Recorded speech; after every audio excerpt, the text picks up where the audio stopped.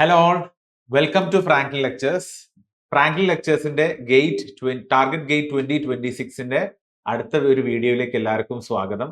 അപ്പൊ ഇന്ന് നമ്മളിവിടെ ഡിസ്കസ് ചെയ്യാൻ പോകുന്നത് മെക്കാനിക്കൽ എഞ്ചിനീയറിംഗിന്റെ സെക്ഷൻ 4ൽ വരുന്ന ഒരു ലാസ്റ്റ് പാർട്ടാണ്. ഓപ്പറേഷണൽസ് മാനേജ്മെന്റ്, ഓപ്പറേഷണൽ റിസർച്ച് എന്നൊക്കെ പറയുന്ന ടോപ്പിക്കിന്റെ കീഴിൽ വരുന്ന ഒരു PERT ആൻഡ് CPM എന്ന ടോപ്പിക്കിലാണ് ഇന്നത്തെ ക്ലാസ് നമ്മൾ ഡിസ്കസ് ചെയ്യുന്നത്. അപ്പൊ ഈ PERT ആൻഡ് CPM എന്ന് പറയുന്നത് മെക്കാനിക്കലിന്റെ ബാച്ചിന് മാത്രമല്ല, ഈവൻ സിവിൽ എഞ്ചിനീയറിംഗ് വരുന്ന സ്റ്റുഡൻസിന് പോലും ഈ PERT-ഉം CPM-ഉം ക്വസ്റ്റ്യൻസ് വരുന്നതാണ്. വളരെ എളുപ്പമുള്ള ഏരിയയാണ്, പക്ഷെ പലപ്പോഴും ചെറിയ സില്ലി മിസ്റ്റേക്സ് വരുത്തുന്ന ഒരു ഏരിയയും കൂടിയാണ് ഇത്. അപ്പൊ അത് കണ്ടറിഞ്ഞുകൊണ്ട് തന്നെയാണ് ആ ഒരു പാർട്ടിൽ നിന്നുള്ള ഒരു ചെറിയൊരു വീഡിയോ സെഷൻ ആണ് നമ്മൾ ഇന്ന് ഇവിടെ ഉദ്ദേശിക്കുന്നത്. ഓക്കെ, അപ്പൊ സെക്ഷൻ 4ലെ CPM ആൻഡ് PERT എന്ന് പറയുന്ന ഏരിയ എന്നാണ് ഇന്നത്തെ ക്ലാസ് നമ്മൾ ഉദ്ദേശിച്ചിട്ടുള്ളത്. So let us directly go on to the problem. So ഇതാണ് first question. A project consist of activities A, B, C and D. 4 activities ഉള്ള ഒരു പ്രൊജക്റ്റ് ആണ്. The durations are A starting to B, അതായത് start മുതൽ B വരെയുള്ള ആ ഒരു ആക്ടിവിറ്റിയാണ് A, അത് 4 days. അടുത്ത ആക്ടിവിറ്റി B ആണ്. B എന്ന് പറയുന്നത് B മുതൽ എവിടെയാണോ നേരത്തെ A എൻഡ് ചെയ്ത് B സ്റ്റാർട്ട് ചെയ്തത് അതിന്റെ സ്റ്റാർട്ട് മുതൽ D വരെയുള്ളതാണ് 6 days. C എന്ന് പറയുന്നത് സ്റ്റാർട്ടിങ് മുതൽ D തുടങ്ങുന്നതിന് മുന്നേ ആയിട്ട് D തുടങ്ങുന്നതിന്റെ മുന്നേ ആയിട്ടുള്ള അത് 8 ഡേയ്സും. D is the last activity and that is the end activity, അത് എത്രയാ 5 days ആണ്. ചോദ്യം ഇതാണ്, what is the duration of the critical path? ഇപ്പൊ ക്രിട്ടിക്കൽ പാത്ത് എന്ന് പറഞ്ഞാൽ എന്താ? ആ ഒരു പ്രൊജക്ടിന്റെ നെറ്റ്വർക്ക് ഡയഗ്രാം വരച്ചിട്ട് അതിൽ ഏറ്റവും കൂടുതൽ ലെങ്ത് എടുക്കുന്ന പാത്തിനെയാണ് നമ്മൾ ക്രിട്ടിക്കൽ പാത്ത് എന്ന് പറയാം. പേര് പോലെ ക്രിട്ടിക്കൽ ആണ്. അതിനെ നമ്മൾ എന്ത് ചെയ്യരുത്, അങ്ങോട്ടും ഇങ്ങോട്ടും തട്ടി കളിക്കാനൊന്നും പറ്റാത്ത ഒരു പാത്താണ് ക്രിട്ടിക്കൽ പാത്ത് എന്ന് പറയും, അല്ലെ? അപ്പൊ ഇത് നമുക്ക് ഡ്യൂറേഷൻ കിട്ടണമെന്നുണ്ടെങ്കിൽ എന്ത് ചെയ്യണം? നമ്മൾ നെറ്റ്വർക്ക് ഡയഗ്രാം വരക്കുക തന്നെ വേണം. ആ നെറ്റ്വർക്ക് ഡയഗ്രാം വരക്കാനുള്ള ഇൻഫോർമേഷൻ ആണ് ഇവിടെ നമുക്ക് തന്നിട്ടുള്ളത്. എന്നിട്ട് അതിൽ ഉള്ള ഡ്യൂറേഷൻ നമ്മൾ കണ്ടുപിടിക്കണം. അപ്പൊ നോക്കിയേ, A എന്ന് പറയുന്ന ആക്ടിവിറ്റി സ്റ്റാർട്ടിങ് ടു B, അല്ലെ? അപ്പൊ നമുക്ക് ജസ്റ്റ് ഒന്ന് വരച്ച് നോക്കാം. ഓക്കെ, നമുക്കതൊന്ന് വരച്ച് നോക്കാം. A എന്ന് പറയുന്നത് സ്റ്റാർട്ട് മുതൽ B എന്ന ആക്ടിവിറ്റിക്ക് വരെയുള്ള സ്റ്റാർട്ട് ചെയ്യുന്നത് വരെയുള്ള ആക്ടിവിറ്റിയുടെ പേര് A എന്നാണ്. ഓക്കെ, B എന്ന് പറയുന്നത് ഫ്രം B ടു ഡിയുടെ സ്റ്റാർട്ടിങ് വരെ, അതായത് ഇവിടുന്ന് നമുക്ക് വേണമെങ്കിൽ ഇതാണ് B. ഓക്കെ, അതായത് ഇവിടുന്ന് പിന്നെ D തുടങ്ങുകയാണ് എന്നുള്ള അർത്ഥത്തിൽ. A പറയണത് സ്റ്റാർട്ട് മുതൽ ബിയുടെ സ്റ്റാർട്ടിങ് വരെ ഉള്ളതാണ് A. B എന്ന് പറയുന്ന ആക്ടിവിറ്റി ഇവിടുന്ന് മുതൽ D ഇവിടെ സ്റ്റാർട്ടിങ് ചെയ്യുന്നുണ്ടാവും, അതിന് വേണ്ടിയിട്ടാണ്. C എന്ന് പറയുന്ന ആക്ടിവിറ്റി സ്റ്റാർട്ട് ടു D, അതായത് നമ്മൾ D ഇവിടുന്നാന്ന് പറഞ്ഞു, സ്റ്റാർട്ടിങ് ഇവിടെയല്ലേ, അപ്പോൾ ഇത് വേണമെങ്കിൽ എന്താ ആക്ടിവിറ്റി C ആണെന്ന് പറയാം. So this is activity C. Okay, and last one ഇത് ആക്ടിവിറ്റി D ആയിരിക്കും, അല്ലെ? Activity D. ഓക്കെ, നമുക്ക് നോഡ്സിന് പേരിട്ട് കൊടുക്കാം. ലെറ്റ് ദിസ് ബി 1, 2, 3 ആൻഡ് 4, അല്ലെ? 4ഓട് കൂടി അവിടെ എന്ത് ചെയ്യുന്നു, നമ്മുടെ പ്രൊജക്റ്റ് അവസാനിക്കുകയാണ്. ഇനി ഫസ്റ്റ് വൺ എയുടെ ആക്ടിവിറ്റി 4 ദിവസം. ഓക്കെ, കളർ ഒന്ന് മാറ്റിയെടുക്കാം. സോ എയുടെ ആക്ടിവിറ്റി 4 ദിവസം, ബിയുടെ ആക്ടിവിറ്റി 6 ദിവസം, സിയുടെ ആക്ടിവിറ്റി 8 ദിവസം. അതിന്റെ ദിവസങ്ങൾ ഞാൻ ബ്രാക്കറ്റിൽ ഇടുന്നുണ്ട്. ആൻഡ് ഡിന്റെ ആക്ടിവിറ്റി 5 ദിവസം. ഓക്കെ, അപ്പൊ ഇതിൽ ഏതൊക്കെയാണ് നെറ്റ്വർക്ക്സ് പാത്ത് വരുന്നത്? 1, 2, 3, 4ഉം അതുപോലെ 1, 3, 4ഉം. 1, 2, 3, 4 കൂടെ ആണെങ്കിൽ 4 + 6 + 5ഉം 1, 3, 4 കൂടെ ആണെങ്കിൽ 8 + 5ഉം, അല്ലെ? എത്ര? ഇത് 15 ഡേയ്സ് വരും. ഇത് ഡേയ്സ് തന്നെയാണെന്ന് വിചാരിക്കും. 8 + 5 ഈസ് 13 ഡേയ്സ്. ഓക്കെ, അപ്പൊ ഏതാ ഹയർ? ഏതാണ് നമ്മുടെ ക്രിട്ടിക്കൽ പാത്ത് വരുന്നത്? 15 ഡേയ്സ് ആണ് longer. So that is through path A, B and D. ഇതാണ് നമ്മുടെ ക്രിട്ടിക്കൽ പാത്ത്. ക്രിട്ടിക്കൽ പാത്തിൽ ആണ് ഏറ്റവും കൂടുതൽ ഡേയ്സ് വരുന്നത്, അത് 15 ഡേയ്സ് ആണ്. നമ്മളോട് ചോദ്യം, what is the duration of the critical path? Option C, 15 days is the right answer, അല്ലെ? Simple question. പക്ഷെ പ്രോപ്പറായിട്ട് എന്താ നമ്മുടെ നെറ്റ്വർക്ക് ഡയഗ്രാംസ് വരക്കണം. ഇതൊക്കെ നമ്മുടെ ഗേറ്റിന് മുൻകാലങ്ങൾ ഗേറ്റിൽ ചോദിച്ച ക്വസ്റ്റ്യൻസ് ആട്ടോ. അപ്പോൾ നിങ്ങൾക്ക് കാണാം എത്ര എളുപ്പമാണ് നമുക്ക് ഗേറ്റ്. നമുക്ക് കൺസെപ്റ്റ് അറിയാമെങ്കിൽ നമുക്ക് ഗേറ്റ് വളരെ ഈസി ആയിട്ട് നമുക്ക് മാർക്ക് സ്കോർ ചെയ്യാവുന്നതേ ഉള്ളൂ. ഓക്കെ, അടുത്ത question. For an activity the optimistic time, most likely time and pessimistic time, optimistic time, most likely time and pessimistic time are given as 4, 7 and 16. Optimistic time എല്ലാ കാര്യങ്ങളും അനുകൂലമായിട്ട് വരുന്നതാണെങ്കിൽ ആ project നടക്കാൻ 4 days ആണ് time പറഞ്ഞത്. Pessimistic time തന്നു അടുത്തല്ല മൂന്നാമത് തന്ന pessimistic time. Pessimistic time 16 days. എന്താ പെസിമിസ്റ്റിക് ടൈം? നമ്മൾ എന്തൊക്കെ കാര്യങ്ങൾ വിചാരിക്കണം അതെല്ലാം നെഗറ്റീവ് ആയിട്ടേ നടക്കുള്ളൂ. ഏറ്റവും വേഴ്സ്റ്റ് സിനാരിയോസ് ആണ് നടക്കുന്നതെങ്കിൽ എത്ര ദിവസം എടുക്കും? 16 ദിവസം. And most likely time 7 days ആണ്. എങ്കിൽ ചോദ്യം എന്താ? What is the expected time for this activity? Expected ടൈമിന്റെ ഇക്വേഷൻ എന്താ മക്കളെ?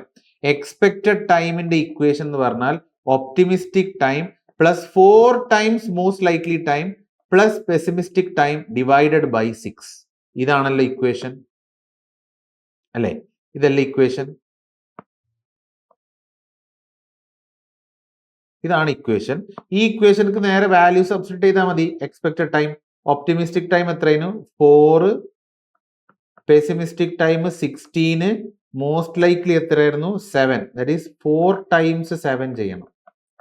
Whole divided by 6, that is 4 plus 7 4s are 28 plus 16 by 6, 20, that is 48 by 6, 6 8s are 48. So expected time 8 ദിവസം ഉണ്ടോ? Yes, 8 days.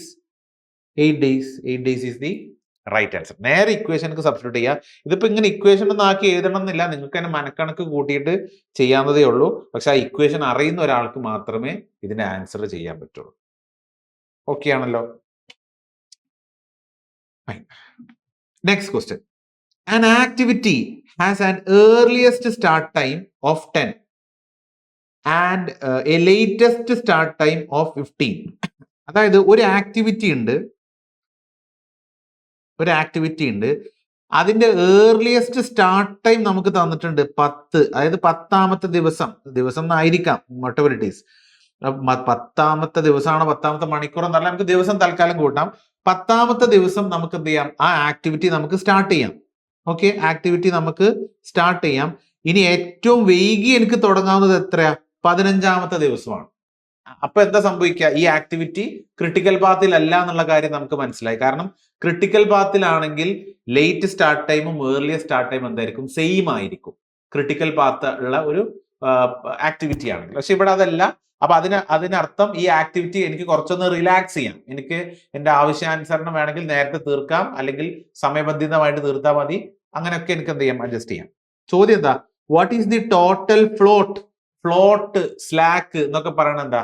ഈ ഒരു വേരിയേഷൻ ആണ്. എത്രത്തോളം delay ചെയ്താലും പ്രൊജക്റ്റിനെ ബാധിക്കാത്ത. അപ്പൊ ഫ്ലോട്ടും സ്ലാക്ക് എന്നൊക്കെ പറയണത് അത് നമ്മൾ പെർട്ടും CPM-നൊക്കെ അനുസരിച്ചിട്ട് അങ്ങോട്ടും ഇങ്ങോട്ടും മാറി പറയുന്നതാണ്. But overall it's meaning is the same. Okay, അപ്പൊ ഫ്ലോട്ട് കാണാനുള്ള മെത്തേഡ് എന്താ? ഫ്ലോട്ട് എന്ന് പറഞ്ഞാൽ എന്താ? ഫ്ലോട്ട് എന്ന് പറഞ്ഞാൽ latest start time minus early start time. Latest start time minus early start time. അല്ലെങ്കിൽ ഇങ്ങനെയും പറയാം, latest finish time minus early finish time. Latest എന്നല്ല, ലേറ്റ് എന്നുള്ള അർത്ഥത്തിലാണ്. ഏറ്റവും വൈകി, എത്രത്തോളം വൈകി തുടങ്ങാം മൈനസ് എത്രത്തോളം നേരത്തെ തുടങ്ങാം, അതാണ് ഫ്ലോട്ട്. അല്ലെങ്കിൽ എത്രത്തോളം വൈകി അവസാനിപ്പിക്കാം മൈനസ് എത്രത്തോളം വൈകി തുടങ്ങാം, അല്ല എത്രത്തോളം വൈകി അവസാനിപ്പിക്കാം. ഏർലി ഫിനിഷ് ടൈമാണ്.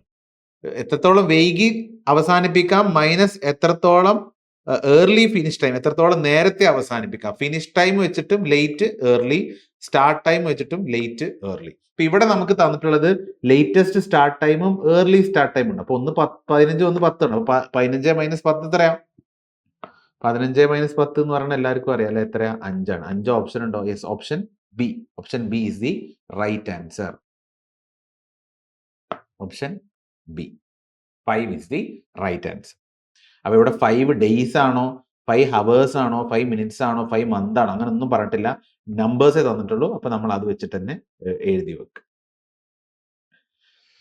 Next one.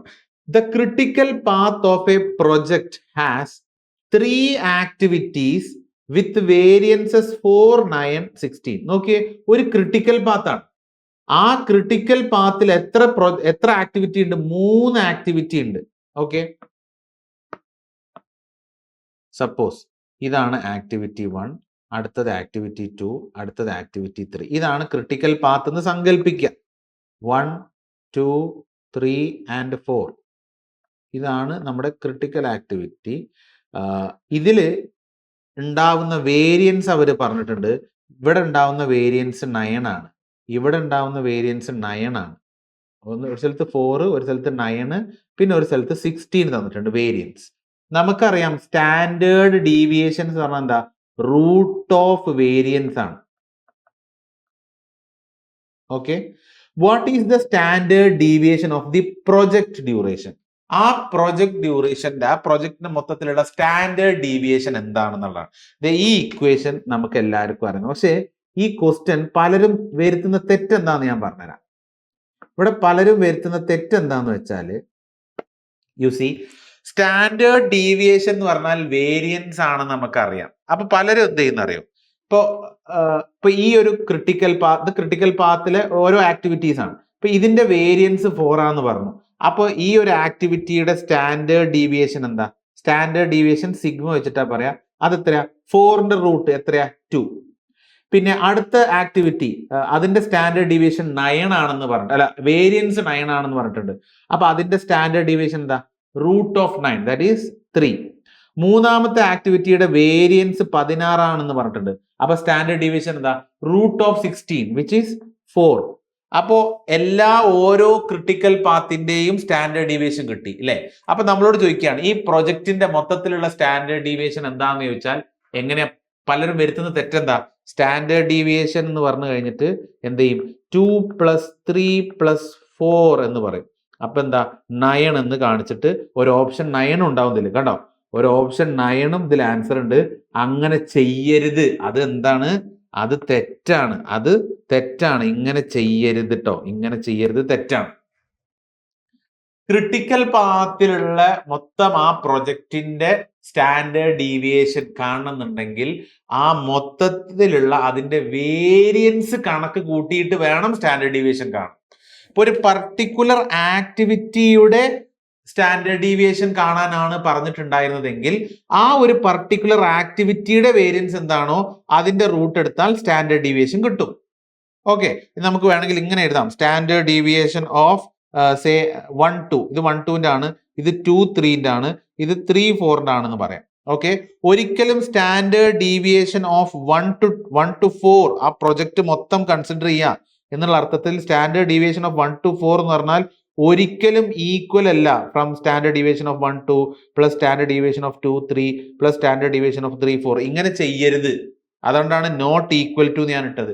ഇങ്ങനെ ഇത് 3ഉം ആഡ് ചെയ്താൽ ഈ ഫുൾ പ്രൊജക്ടിന്റെ സ്റ്റാൻഡേർഡ് ഡീവിയേഷൻ കിട്ടി എന്ന അർത്ഥത്തിൽ കാണരുത്. അതിൽ നമ്മൾ എന്ത് ചെയ്യണം എന്ന് വെച്ചാല് ടോട്ടൽ വേരിയൻസ് കാണും. ടോട്ടൽ വേരിയൻസ് കണ്ടിട്ട് എന്ത് ചെയ്യുക, എന്നിട്ട് അതിന്റെ റൂട്ട് എടുത്തിട്ട് നമ്മൾ അപ്പൊ സ്റ്റാൻഡേർഡ് ഡീവിയേഷൻ കിട്ടും. അങ്ങനെയാണ് അത് ചെയ്യേണ്ടത്. ഇപ്പൊ ഇവിടെ ആ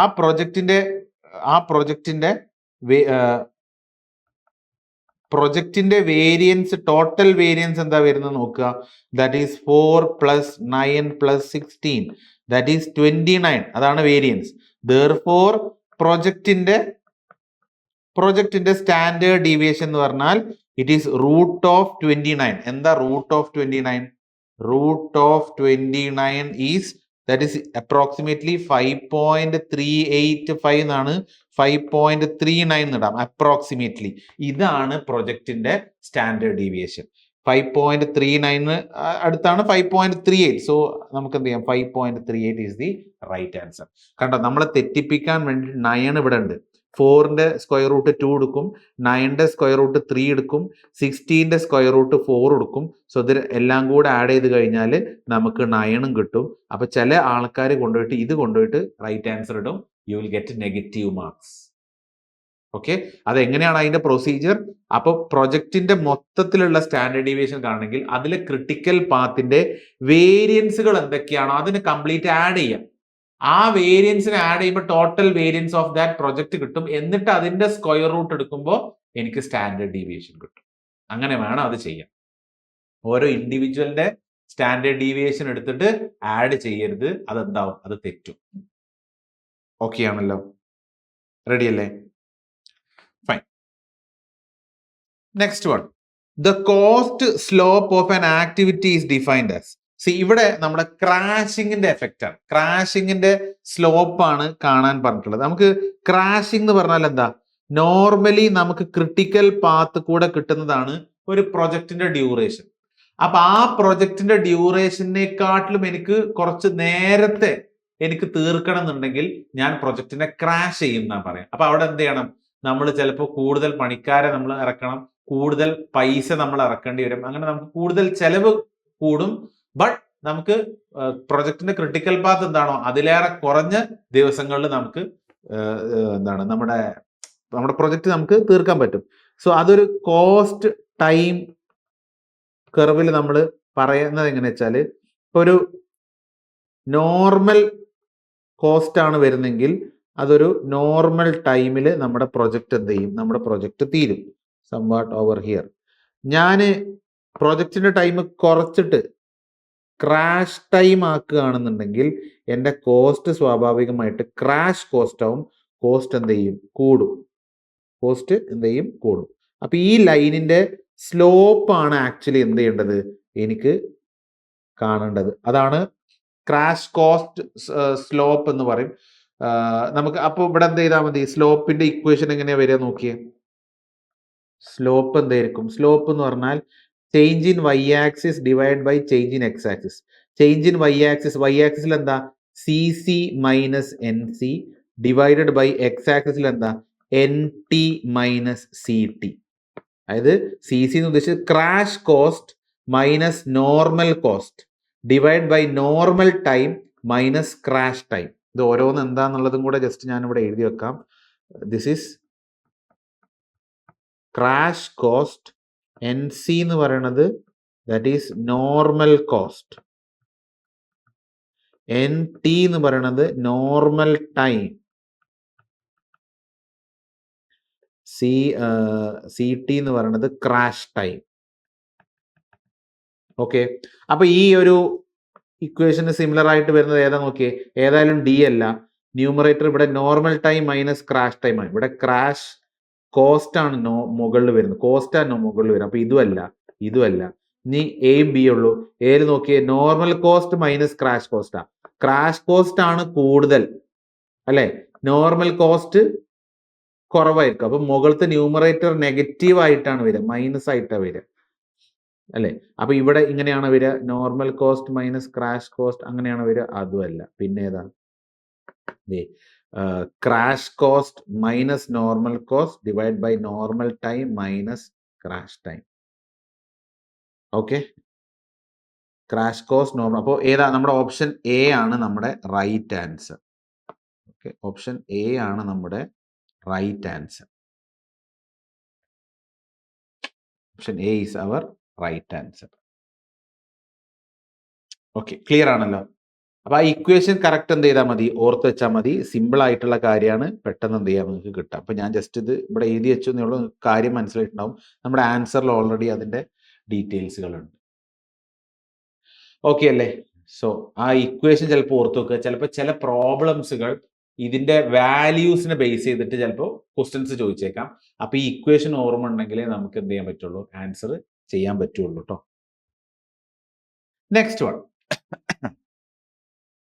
the expected duration of a project is 40 days. Expected duration of a project is 40 days. Expect ചെയ്യുന്ന ടൈം, ഒരു പ്രൊജക്ട് കംപ്ലീറ്റ് ചെയ്യാനുള്ള എക്സ്പെക്റ്റഡ് ടൈം 40 ഡേയ്സ് ആണ്.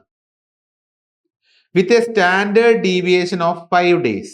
സ്റ്റാൻഡേർഡ് ഡീവിയേഷൻ സിഗ്മ എന്ന് പറയുന്നത് 5 days ആണ്.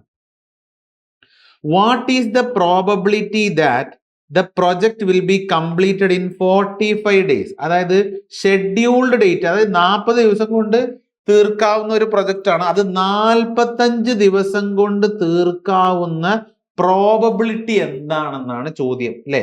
അപ്പൊ ഇവിടെ നമുക്ക് നോർമൽ ഡിസ്ട്രിബ്യൂഷന്റെ കെർവില് സെഡിന്റെ വാല്യൂ കിട്ടണം. ആ വാല്യൂ അനുസരിച്ചിട്ടാണ് നമുക്ക് ചെയ്യാം.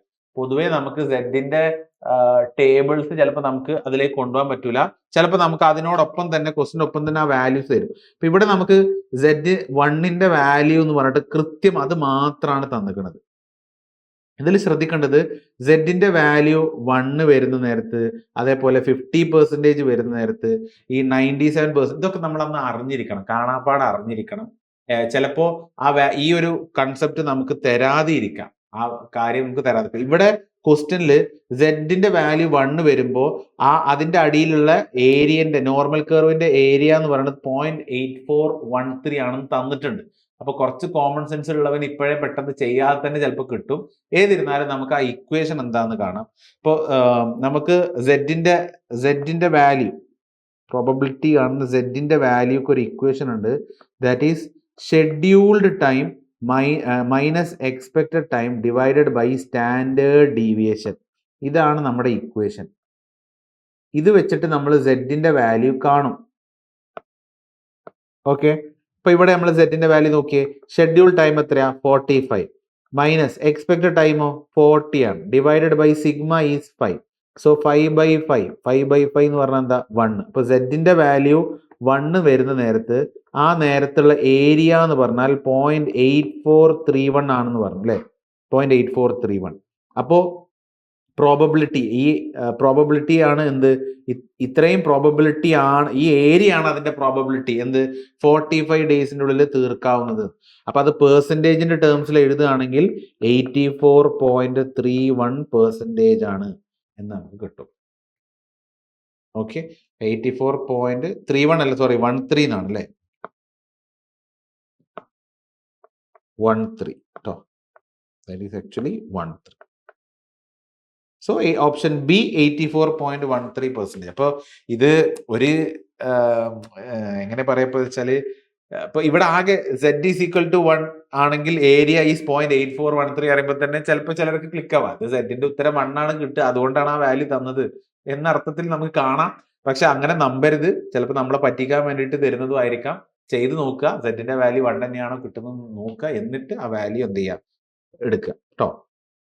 ഇതേപോലെ സെഡിന്റെ വാല്യൂ വെച്ചിട്ട് നമുക്ക് എപ്പോഴാണ് സെഡിന്റെ വാല്യൂ 0.5 വരുന്നത്, അതേപോലെ 0.97 വരുന്ന കേസുകളൊക്കെ ഒന്ന് സ്റ്റാൻഡേർഡ് വാല്യൂസ് ആണ്, അത് നിങ്ങൾ നോക്കി വെക്കണേ. Next question. Okay, for an activity in A PERT network, ഒരു പെർട്ട് നെറ്റ്വർക്കിനെ സംബന്ധിച്ചിടത്തോളം അതിലൊരു ആക്ടിവിറ്റിയുടെ ഒപ്റ്റിമിസ്റ്റിക് ടൈം എന്ന് പറയുന്നത് 2 days ആണ്, മോസ്റ്റ് ലൈക്ലി ടൈം എന്ന് പറഞ്ഞാൽ 5 days ആണ്, പെസിമിസ്റ്റിക് ടൈം എന്ന് പറഞ്ഞാൽ 11 days ആണ്. ഒരു പെർട്ട് രീതിയിലുള്ള പ്രോബ്ലംസിനാണ് നമുക്ക് ഈ 3 ടൈം ഫ്രെയിം വരിക. CPM മെത്തേഡ് വെച്ചിട്ടാണെങ്കിൽ നമുക്ക് ഒരു ടൈം ഫ്രെയിം മാത്രമേ ഉണ്ടാവുള്ളൂ, അത് ഡെഫിനിറ്റ് ആണ്. ഈ പെർട്ടിന്റെ നെറ്റ്വർക്ക് നമ്മൾ എപ്പോഴും യൂട്ടിലൈസ് ചെയ്യുക, നമുക്ക് കാര്യങ്ങളെ കുറിച്ച് വ്യക്തത ഇല്ലെങ്കിൽ അങ്ങനെ ആകുമ്പോഴാണ് ഈ ടൈം ഫ്രെയിം നമുക്ക് 3 എണ്ണം വരിക, ഒപ്റ്റിമിസ്റ്റിക്, പെസിമിസ്റ്റിക്, അതുപോലെ മോസ്റ്റ് ലൈക്ലി. ഇപ്പൊ ഇവിടെ ഒരു പെർട്ടിന്റെ നെറ്റ്വർക്കിന് നമുക്ക് തന്നിട്ടുണ്ട്. ഇപ്പൊ ഒരു പെർട്ട് നെറ്റ്വർക്ക് ആണ്, അതിലെ ഒപ്റ്റിമിസ്റ്റിക് ടൈം എന്ന് പറഞ്ഞാൽ 2 days ആണെന്ന് പറഞ്ഞു. ഒപ്റ്റിമിസ്റ്റിക് ടൈം 2 days ആണെന്ന് തന്നിട്ടുണ്ട്. പിന്നെയോ മോസ്റ്റ് ലൈക്ലി ടൈം 5 days ആണ്, മോസ്റ്റ് ലൈക്ലി ടൈം 5 days ആണ്. ഓക്കെ, പെസിമിസ്റ്റിക് ടൈം 11 days ആണ്, പെസിമിസ്റ്റിക് ടൈം 11 days ആണ്. 3 തന്നു. ഇത് വെച്ചിട്ട് നമുക്ക് എക്സ്പെക്റ്റഡ് ടൈം കാണാം, പിന്നെ അങ്ങനെ പല കാര്യങ്ങളും കാണാം. എന്താ ഇവിടെ ചോദിച്ചത്? The variance of this activity. പെർട്ടിന്റെ കേസിൽ ഇങ്ങനെ ഈ 3 ടൈം ഫ്രെയിം തന്നു കഴിഞ്ഞാൽ എക്സ്പെക്റ്റഡ് ടൈം കാണാനുള്ള ഇക്വേഷൻ നമുക്ക് കിട്ടും. എന്താ? ഒപ്റ്റിമിസ്റ്റിക് ടൈം നമ്മൾ ഓൾറെഡി നേരത്തെ ചെയ്താണ്, into 4 times most likely time plus pessimistic time divided by 6. പിന്നെയോ വേരിയൻസിന്റെ ഇക്വേഷൻ കിട്ടും. വേരിയൻസിന്റെ ഇക്വേഷൻ എന്ന് പറഞ്ഞാൽ TP minus T0/6 the whole square. അതുപോലെ സ്റ്റാൻഡേർഡ് ഡീവിയേഷൻ എന്ന് പറഞ്ഞാൽ റൂട്ട് ഓഫ് വേരിയൻസ് എന്നാണ്. അപ്പോൾ റൂട്ട് ഓഫ് വേരിയൻസ് പറഞ്ഞാൽ TP മൈനസ് T0/6. ഇങ്ങനെ 3 ഇക്വേഷൻസ് ആണ് മെയിൻലി നമുക്ക് 3 ടൈം ഫ്രെയിം തന്നാൽ പെർട്ടിൽ നമുക്ക് ചെയ്യാൻ പറ്റുന്നത്. ഈ ഇക്വേഷൻസ് നമ്മൾ അറിഞ്ഞിരിക്കണം. ഓക്കെ, വേരിയൻസ് പഠിച്ചു കഴിഞ്ഞാൽ പിന്നെ സ്റ്റാൻഡേർഡ് ഡീവിയേഷൻ പഠിക്കാൻ എന്തില്ല, ബുദ്ധിമുട്ടൊന്നുമില്ല. ഇവിടെ എന്താ നമ്മളോട് ചോദിച്ചത് വേരിയൻസ് കാണാനാണ്. വേരിയൻസിന്റെ ഇക്വേഷൻ എന്താ, T P minus T 0/6 whole സ്ക്വയറും കൂടെ ഉണ്ട്. സോ വേരിയൻസ് കാണാം. Variance V is equal to T P എത്രയാ 11 ഡേയ്സ് മൈനസ് ടി 0 എന്താ 2 ഡേയ്സ് ഹോൾ ഡിവൈഡഡ് ബൈ 6 അതിന്റെ സ്ക്വയർ എടുക്കണം കേട്ടോ. 11 മൈനസ് 2 എന്ന് പറഞ്ഞാല് 9/6 അതിന്റെ സ്ക്വയർ 9/6 എന്ന് പറഞ്ഞാൽ 3 3s are 9 3 2s are 6 3/2 square. ചില ആൾക്കാർ എന്ത് ചെയ്യുന്ന വെച്ചാൽ ഇത് ചെയ്ത് തുടങ്ങിക്കഴിഞ്ഞാൽ ടി പി മൈനസ് ടി 0/6 മനക്കണക്ക് കൂട്ടും. അതിൽ തെറ്റൊന്നുമില്ല. എങ്ങനെ സ്റ്റെപ്പ് ഒന്നും ഗേറ്റിൽ എഴുതാനുള്ള സമയം കിട്ടില്ല, ഞങ്ങൾക്ക് കാണാൻ വേണ്ടിയിട്ട് എഴുതിയേ ഉള്ളൂ. ടി പി മൈനസ് ടി 0 നമ്മൾ 11 മൈനസ് 2 9 ആണ്. 9/6 എന്ന് പറയുമ്പോൾ 3/2 അതെന്താ 1.5 ആണ്. 1.5 എന്നൊരു ഉത്തരം ഇവിടെ ഉണ്ട് കണ്ടോ. തെറ്റിച്ച് കഴിഞ്ഞാലുള്ള ഉത്തരം ഇവിടെ ഉണ്ട്. അത് തെറ്റിക്കുമ്പോൾ 1.5 നമുക്ക് കിട്ടി.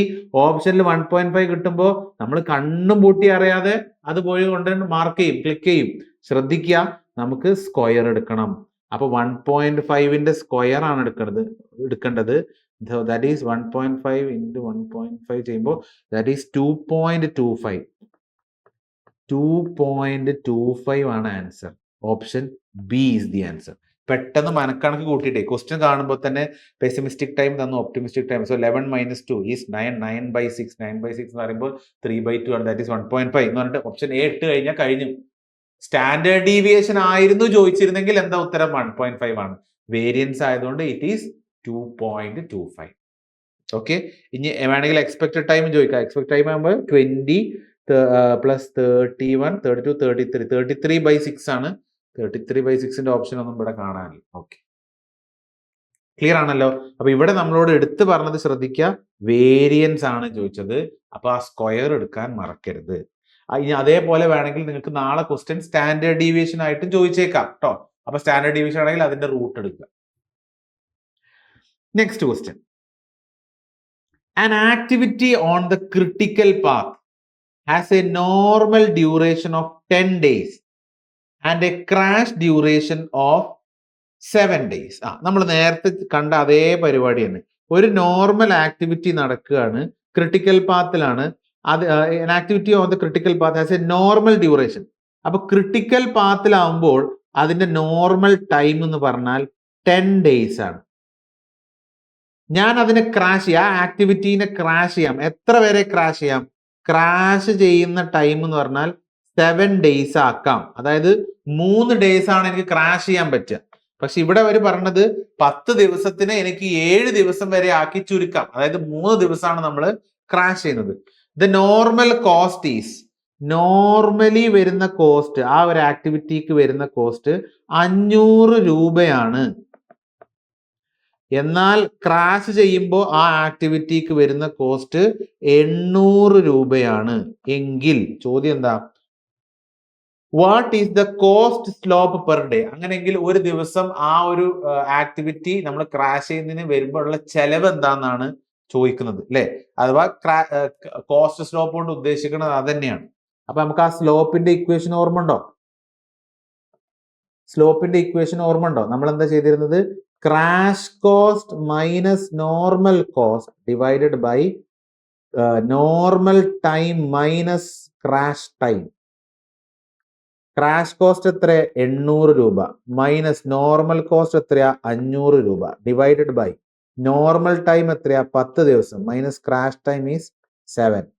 So that is 500 5 6 7 8 300 divided by 10 minus 7 is 3.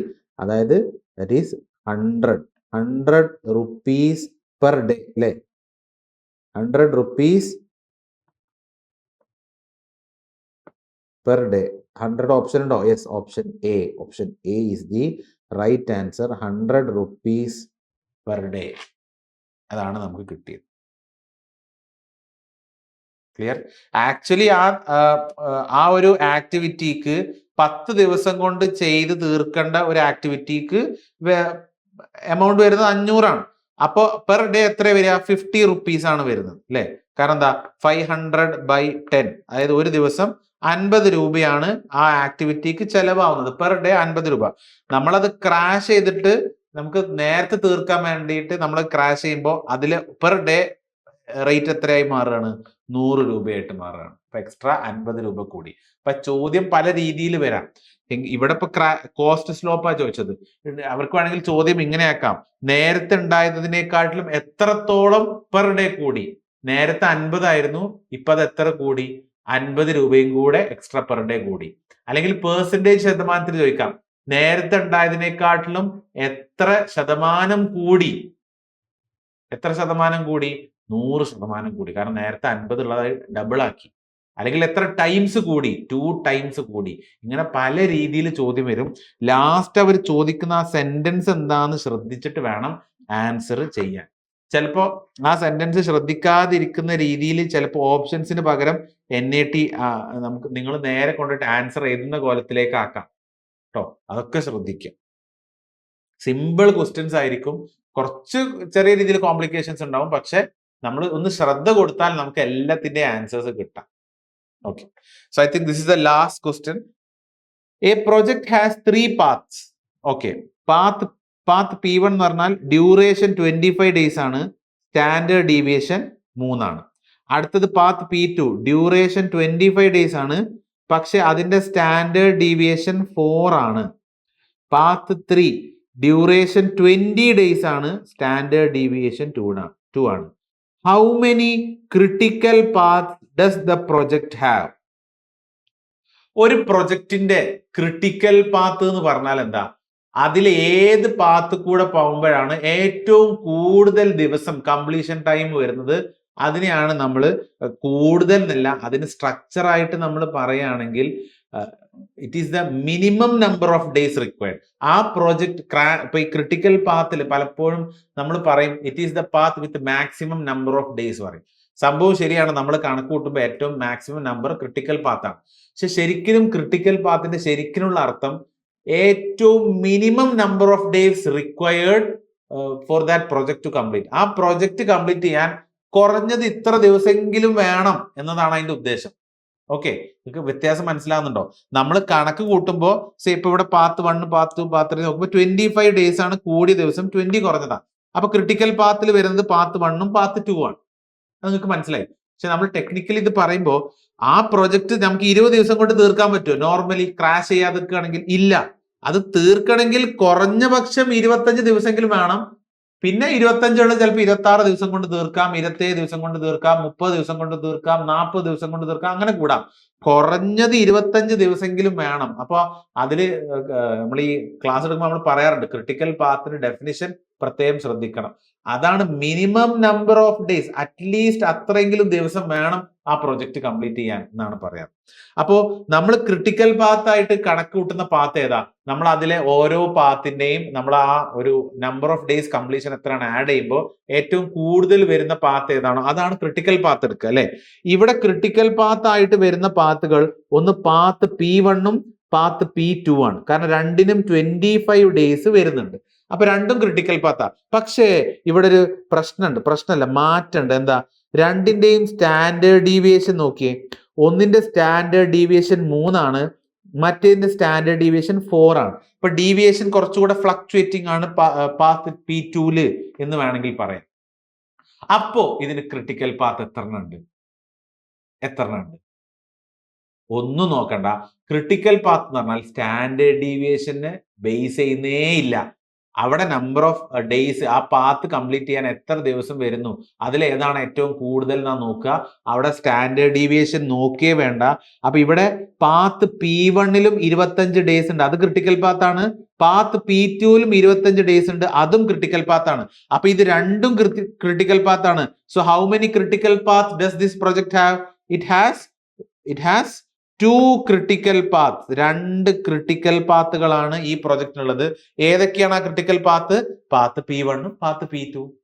ചില ആൾക്കാർക്ക് ഡൗട്ട് വരും, സ്റ്റാൻഡേർഡ് ഡീവിയേഷൻ കാണുമ്പോൾ 3 ആണോ 4 ആണോ? അപ്പൊ ചിലരെന്ത് ചെയ്യും? സേഫ്റ്റിക്ക് അത് മാർക്ക് ചെയ്യാതെക്കും, കിട്ടേണ്ട മാർക്ക് നമുക്ക് പോകും. ഓക്കെ, നെഗറ്റീവ് വരുത്താനുള്ള ചാൻസും ഇവിടെ ഉണ്ട്. ചിലര് സ്റ്റാൻഡേർഡ് ഡീവിയേഷൻ തന്നതുകൊണ്ട് ചിലപ്പോൾ ഇരുന്ന് ആലോചിക്കും. ഇതൊക്കെ എന്താ അറിയോ? ഇത് കൺസെപ്റ്റ് ബേസ് ഫണ്ടമെന്റൽസ് ക്ലിയർ ആയവരെ ഐഡന്റിഫൈ ചെയ്യാനൊക്കെ ഹെൽപ്പ് ചെയ്യുന്ന ഒരു പ്രോബ്ലം ആയിട്ടാണ് എനിക്ക് ഇതൊക്കെ തോന്നിയത്. കാരണം അത്ര വലിയ ചിന്തിച്ചുണ്ടാക്കേണ്ട ആവശ്യമില്ല. എന്നാൽ ഫണ്ടമെന്റൽസിൽ ഉറപ്പില്ലാത്തവർ ഫ്ലക്ച്വേറ്റ് ചെയ്യും. അവിടെ ഇരുന്നിട്ട് ആടാൻ തുടങ്ങും. ഇത് എന്താ ഇതിൽ ഏതാ കറക്റ്റ് ആൻസർ എന്ന് ഉറപ്പുണ്ടാവില്ല. അപ്പൊ അതിൽ കുറച്ച് എന്ത് ചെയ്യും, ഒന്ന് ഡൗട്ട് അടിച്ച് നിൽക്കും. ഓക്കെ, അപ്പോൾ നമ്മൾ ഈ പേർട്ടും CPM-ഉം സ്പെഷ്യൽ എടുക്കാൻ കാരണം മെക്കാനിക്കലുകാർക്ക് ഈ ഒരു ഏരിയ വരുന്നുണ്ട്, സിവിൽ എഞ്ചിനീയറിംഗിന്റെ സ്റ്റുഡൻസിന് ഈ ഏരിയയിൽ നിന്ന് വരുന്നുണ്ട്, അതുപോലെ ഇൻഡസ്ട്രിയലിന്റെ ഏരിയയിൽ ഗേറ്റ് ചെയ്യുന്നവരുണ്ടെങ്കിൽ അവർക്കും എന്ത് ചെയ്യുന്നുണ്ട്, ഇവിടെ ഈ ഒരു പേർട്ട് CPM-ന്റെ ഏരിയ നിന്ന് പ്രോബ്ലംസ് വരുന്നുണ്ട്. ഓക്കെ, അപ്പൊ ഗേറ്റിന്റെ എക്സാം ഏതാനും കുറച്ച് ദിവസങ്ങൾ കഴിഞ്ഞാൽ നിങ്ങൾ ഫേസ് ചെയ്യാൻ പോവാണ്. അപ്പൊ നന്നായിട്ട് പ്രിപ്പയർ ചെയ്തിട്ട് വളരെ കൂളായിട്ട് പോവുക. വളരെ എളുപ്പമുള്ള ക്വസ്റ്റ്യൻസ് തന്നെ ആയിരിക്കും. നന്നായിട്ട് ശ്രദ്ധിച്ചിട്ട് ചെയ്യുക. ഓക്കെ, നന്നായിട്ട് പ്രിപ്പയർ ചെയ്തവരാണെങ്കിൽ വളരെ ശ്രദ്ധിച്ചിട്ട് തന്നെ ആൻസേഴ്സ് ചെയ്യുക. പൊതുവെ നമ്മൾ പറയാറുള്ളത് എന്താ വെച്ചാൽ, ഇപ്പൊ നിങ്ങൾ ആത്മാർത്ഥമായിട്ട് ഒരു കൊല്ലം, ചിലപ്പോൾ ഒരുപാട് മാസങ്ങൾ ഈ ഗേറ്റിന് വേണ്ടിയിട്ട് ചെലവഴിച്ചിട്ടുണ്ട് എന്നുണ്ടെങ്കിൽ ക്വസ്റ്റ്യൻ പേപ്പർ ടഫ് ആവുന്നതാണ് നല്ലത്. കാരണം അങ്ങനെ ക്വസ്റ്റ്യൻ പേപ്പർ ടഫ് ആയി കഴിഞ്ഞാലേ നിങ്ങൾ ഹാർഡ് വർക്ക് ചെയ്തതിന്റെ ബെനിഫിറ്റ് അവിടെ കിട്ടും. ഇപ്പൊ ഒരു പ്രിപ്പറേഷനോ കാര്യമായ, നിങ്ങൾ ഒരുപാട് പേര് നന്നായിട്ട് പ്രിപ്പയർ ചെയ്ത് പോകുന്നവരുണ്ടാവും, ചിലർ ഫ്രീ ആയിട്ട് പോകുന്നവരുണ്ടാവും, അതൊന്നും പ്രിപ്പയർ ചെയ്യാതെ ഒരു എക്സാം എഴുതാൻ പോവാ എന്നുള്ള അർത്ഥത്തിൽ പോകുന്നവരുണ്ടാവും. അവർക്കും നിങ്ങൾക്കും, അതായത് ഒരു കൊല്ലം അല്ലെങ്കിൽ 6 മാസമൊക്കെ ഇരുന്ന് പ്രിപ്പയർ ചെയ്ത് നിങ്ങളെ സംബന്ധിച്ചിടത്തോളം ഒരു വളരെ എളുപ്പമുള്ള ക്വസ്റ്റ്യൻ പേപ്പർ ആണെങ്കിൽ അവിടെ എങ്ങോട്ടും മാർക്ക് ചാടാം. ഒരു ചെറിയ നെഗറ്റീവ് വന്നു കഴിഞ്ഞാൽ അങ്ങോട്ടും ഇങ്ങോട്ടേക്ക് ഫ്ലക്ച്വേറ്റ് ചെയ്യാം. പക്ഷെ ക്വസ്റ്റ്യൻ പേപ്പർ അവിടെ കുറച്ച് കട്ടി കൂടുതലാണെന്നുണ്ടെങ്കിൽ, കുറച്ച് ടഫ് ആണെന്നുണ്ടെങ്കിൽ അത് പ്രിപ്പയർ ചെയ്തവർക്ക് ചെയ്യാൻ പറ്റും. അപ്പോൾ നന്നായിട്ട് പ്രിപ്പയർ ചെയ്തവർക്ക് അങ്ങനത്തെ ക്വസ്റ്റ്യൻ പേപ്പേഴ്സ് ടഫ് ആയി കഴിഞ്ഞാലും എന്ത് ചെയ്യാൻ പറ്റും, നിങ്ങൾക്ക് അവിടെ മാർക്ക് സ്കോർ ചെയ്യാൻ പറ്റും. നിങ്ങൾ അവിടെ പ്രിപ്പയർ ചെയ്തവർ തന്നെ വേറെ തന്നെ ഐഡന്റിഫൈ ചെയ്യാൻ പറ്റും. പക്ഷെ ക്വസ്റ്റ്യൻ പേപ്പർ ഭയങ്കര എളുപ്പമാണെങ്കിൽ അവിടെ നന്നായിട്ട് ഫ്ലക്ച്വേറ്റ് ചെയ്യും. എനിക്ക് തോന്നുന്നു കഴിഞ്ഞ പ്രാവശ്യം ഇതേപോലെ മെക്കാനിക്കലിലെ ക്വസ്റ്റ്യൻ പേപ്പർ പൊതുവെ എളുപ്പമായിരുന്നു. കാരണം അങ്ങനെയാണ് ഞാൻ മനസ്സിലാക്കിയത്, പൊതുവെ എളുപ്പമായിരുന്നു. അതുകൊണ്ട് തന്നെ നെഗറ്റീവുകളും ചെറിയ ചെറിയ തെറ്റുകളും വരുത്തിയിട്ട് റാങ്കിൽ ഭയങ്കരമായ ഡീവിയേഷൻസ് വന്നിട്ടുണ്ട്. മെക്കാനിക്കലിന്റെ കേസാണ് ഈ പറയണത്. ഓക്കെ, അപ്പോൾ ഇപ്രാവശ്യത്തെ എക്സാം അത് എന്താവും, വളരെ ടഫ് ആവുന്നോ വളരെ ഈസി ആണെന്ന് നമുക്ക് പ്രെഡിക്റ്റ് ചെയ്യാൻ കഴിയില്ല. അത് ആ ക്വസ്റ്റ്യൻ പേപ്പർ വരുമ്പോഴേ അറിയൂ. പക്ഷെ ക്വസ്റ്റ്യൻ പേപ്പർ ഫസ്റ്റ് ഫേസ് ചെയ്യുന്ന നിങ്ങൾക്ക് അത് ക്വസ്റ്റ്യൻസ് നോക്കുമ്പോൾ തന്നെ നിങ്ങൾക്ക് അറിയാൻ പറ്റും അത് ടഫ് ആണോ ഈസി ആണോ. അപ്പൊ അതിനനുസരിച്ചിട്ട് എന്ത് ചെയ്യുക, നിങ്ങൾ ശ്രദ്ധിച്ചു. ഇനി ക്വസ്റ്റ്യൻ പേപ്പർ എളുപ്പമാണെങ്കിലും ടഫ് ആണെങ്കിലും നിങ്ങൾ എന്ത് ചെയ്യുക, പഠിച്ച കാര്യങ്ങൾ വൃത്തിക്ക് ബേസ് ഫണ്ടമെന്റൽസ് ഓർത്ത് വെച്ച് കൃത്യമായിട്ട് ടൈം ബൗണ്ട് ആയിട്ട് ചെയ്യാൻ ശ്രമിക്കാം. Okay, so all the very best for your upcoming GATE exam, and here I am Fasluddin sir signing off. Thank you guys.